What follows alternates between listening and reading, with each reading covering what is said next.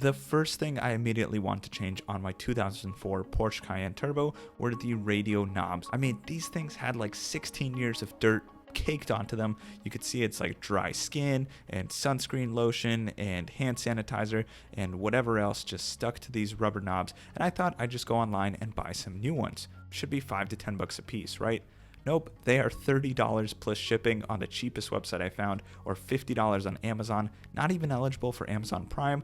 And then I ended up reading a bunch of different threads on various Porsche forums. This is a common problem, and here is exactly what I did to get them this clean. It took maybe 30 minutes of work. It's super easy. So first, go to the car, unlock it, and pop the knobs off the radio. You can see they just take a little bit of pressure, squeeze them with your fingers, they slide right off, super easy. And keep in mind that they do go to their designated side. So the one with the arrows will go back on the right side, the one without the arrows will go on the left. Once they're upstairs in the apartment, I put them into a Ziploc bag, poured 70% rubbing alcohol into that bag, and you can see after shaking the bag pretty intensely for a few minutes, there were particles of dirt and dry skin just in the rubbing alcohol bag.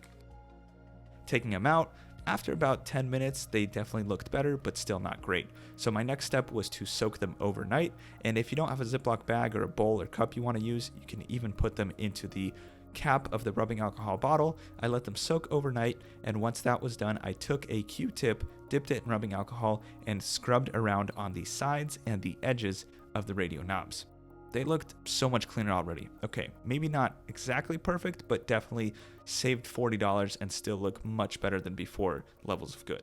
So after that, it was easy. Just head back down to the car, pop the left side knob on, that's the one without the arrows that just has the line and the single circle on it, and then on the right side pop in the one with the arrows, and you're set. You can see that the interior of the car looks so much better.